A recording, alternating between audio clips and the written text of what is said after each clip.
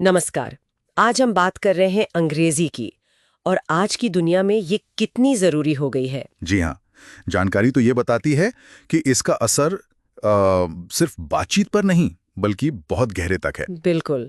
वैश्विक जुड़ाव हो, पढ़ाई, करियर, यहाँ तक कि हमारा आत्मविश्वास भी, सब पर असर दिखता है। तो चलिए इसी को थोड़ा और समझते हैं। हाँ, शुरू करते हैं इस विचार से कि अंग्रेजी सिर्फ एक भाषा नहीं है अब। सही कहा। इसे एक तरह का ग्लोबल कनेक्टर कहा जा रहा है। और इसके पीछे वजह भी है। इंटरनेट को ही देख लीजिए, करीब 60% कंटेंट। हाँ, 60% से ज्यादा। और वो जो अंतर्राष्ट्रीय व्यापारिक बैठकें होती हैं, 80%। दुनिया भर में करीब 80% ऐसी बैठकें अंग्रेजी में ही होती हैं।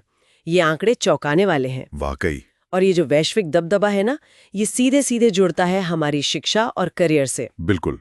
जो जानकारी मिली है वो साफ बताती है कि भारत के जो टॉप इंस्टीट्यूट्स हैं, IITs, IIMs, DU जैसे, और विदेशों में भी, वहाँ अंग्रेजी को एक बुनियादी जरूरत माना जाता है। हाँ, मतलब अकादमिक दुनिया में ये एक तरह से पहली सीढ़ी बन गई है। एकदम। और फिर यही चीज आगे नौकरी के बाजार में दिखती है। सही। कॉर्पोरेट जगत में अगर आगे बढ़ना है या मान लीजिए विदेश में काम करने के मौके चाहिए, तो अंग्रेजी का ज्ञान बहुत मायने रखता है।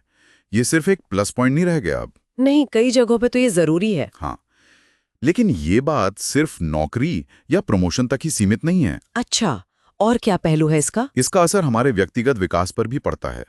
मतलब जब आप अंग्रेजी में सहज होते हैं ना, तो कहीं ना कहीं आत्मविश्वास बढ़ता है। अलग अलग तरह के लोगों से बात करना, जुड़ना आसान हो जाता है। हाँ, ये बात तो है। एक नया दायरा खुल जाता है। और आज का जमाना तो डिजिटल है। बिल्कुल। सोशल मीडिया देख लीजिए, यूट्यूब, इंस्टाग्राम, लिंक्डइन, हर जगह अंग्रेजी का बोलबाला है। तो अगर आपको अपनी बात ज्यादा लोगों तक पहुंचानी है या दुनिया में क्या चल रहा है उसमें शामिल होना है, तो अंग्रेजी जानना फायदेमंद है। ये आपको एक ग्लोबल प्लेटफॉर्म देता है, कह सकते हैं आप। हाँ, पर एक दिक्कत भी आती है जो अक्सर सुनने को मिलती है। वो डर वाली बात, अंग्रेजी सीखने का डर। हाँ, वही। कई लोग झिझकते हैं, कोशिश करने से डरते हैं। सही। लेकिन जो जानकारी है वो इसे एक रुकावट की तरह नहीं दिखती, वो इसे एक मौके की तरह पेश करती है। अच्छा, कैसे? देखिए, सुझाव बहुत सीधे साधे हैं। रोज थोड़ी प्रैक्टिस कीजिए, अंग्रेजी फिल्में या शो देखिए, और सबसे जरूरी बात, गलतियां करने से मत डरिए। हाँ, ये जरूरी है। सीखने में गलतियां तो होती ही हैं। बिल्कुल।